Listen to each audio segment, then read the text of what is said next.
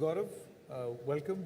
You've been a part of this campaign as much as anyone else. In fact, you have also led this campaign from the front.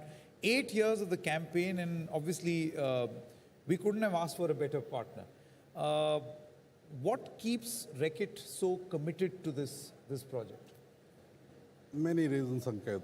But first of all, very excited to be on the 9th season. I don't know who could have thought we'll be here, and the progress that we've had over these 8 years, amazing. But many reasons why we are here. I think I would like to thank NDTV. We couldn't have asked for a better partner. And because it's a like-minded partnership. So I think that helps. Having the great man here, Mr. Bachchan, I think we couldn't have asked for more. And not because of his persona and personality, but I think more because of his commitment and because people listen to him. His message goes far and wide. It energizes us. I think my team, where is Ravi, Jyotsna, Soumya, I mean, these are people who put their heart. I can tell you they put their heart. We couldn't have done it without them. They energize us. And as Chris said, I think the deeper reason is our purpose, our fight. One of our ex-CEOs said, you can't do good till you do good. And it's an ethos. It's an ethos that we carry. We are also people, a company which are very energized by results. We are a very achievement-oriented kind of company. And when we see results, what our school program has achieved, what our Reach Each Child program has achieved, our diarrhea program, you get buoyed by that. I mean, obviously you don't do things which are not achieving anything. So that is amazing, and that gets us back. Correct. What the governments are doing in India, I mean, I was amazed. I came here 5 years back. This is my 5th season. I'm a big skeptic by heart, but I think the amount of good work you see today, state governments, central governments, everybody is wanting to do is so amazing. I mean, Ravi goes to any government office and we say, this is our program, and you say, okay, how do you do it more? That's the attitude that we see. That energizes us. Our people energize us. Every one of our employees who joins this company goes through one of the modules of Banega Swasth India. They work in the field. It's also become a big differentiator of talent. What companies do for society and environment, I think over time is becoming one of the key differentiators of talent in the young population. That energizes us. So I think there are many, many reasons. And so that we are here for the long haul, and hopefully we can continue this for many more years. Bachchan साहब एक और बात बताते चलें जैसे कि आपने इसका जिक्र भी किया था the theme this time around and we've seen how the themes have changed. Every season has a very specific target, a specific mission. From Swachh to Swasth, that switch that was made about 4 years ago, to today where the mission is Laksh, a mission Sampoorn Swasth ka. So, I mean, how do you look at what is the, how do you achieve that goal? Sampoorn Swasth. Yeah, I just feel that every time you build a tagline, you're compelled almost to follow it to its completion. And it's very important to have formed that tagline and then make it, possible and plausible. I just feel that every year, I mean, thanks to NDTV and all of us that cooperate in this mission,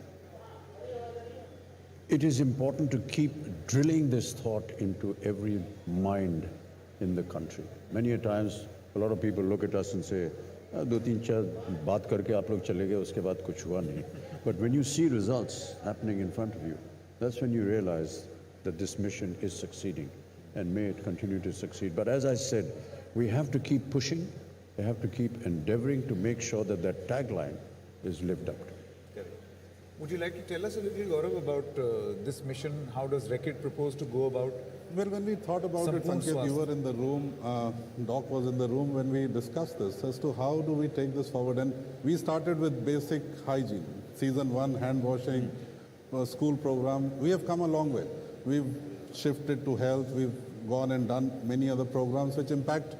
I mean, hygiene is obviously the base foundation of health, but then you do programs which have a bigger impact on health across. I mean, what we've achieved in Maharashtra with our infant mortality rate reduction program. I mean, we had 0 deaths because of malnutrition. Now it's going to 3 states. That, to us, is a big determinant of what good health can do. And I think when you read up the stats of what IMR, which is infant mortality rates in this country, and you see it by state, and you see how progress can happen through a reduction of overall health. So, I mean, what the government has started on Ayushman Bharat, it's transformative. Obviously, it will take its own time.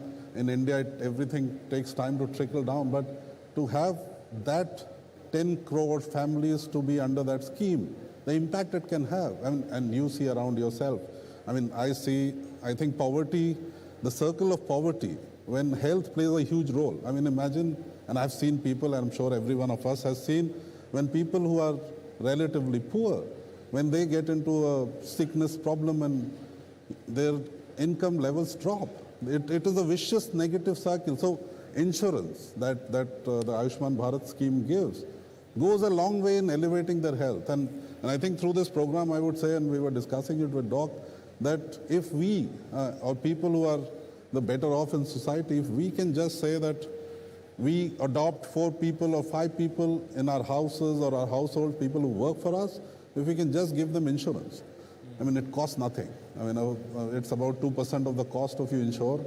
So instead of a Diwali mithai gift you give, if you can give an insurance, health insurance to people who need it, I think it can just add and boost the efforts of the government.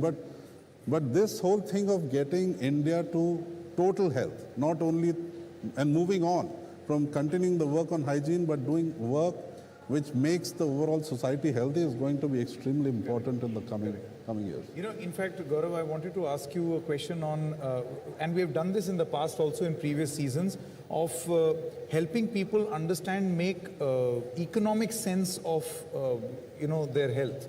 How remaining healthy has an economic sense, not just for individuals, but also the country. Would you like to tell us a little more about that? Well, I mean, there's 2 sides of the debate, and I keep on meeting people through this program of people who are experts, and Doc is the big economist who's the expert, as to what is the causality between economic growth or GDP and health and vice versa. And you can argue both ways that, okay, when economic growth happens, you have more hospitals, better sanitation, better facilities, and that leads to better health indicators. But the reverse, when you actually go into deep about it, and if you say infant mortality, which every country in the world takes as an indicator of health infrastructure. Because, infant mortality rates determine what is happening in that area on the health infrastructure, because it is about your mother, I mean the woman, how she has grown up on what health, and therefore the baby's health. Post the baby is born, what happens to nutrition, to mother's milk, the quality, access to healthcare.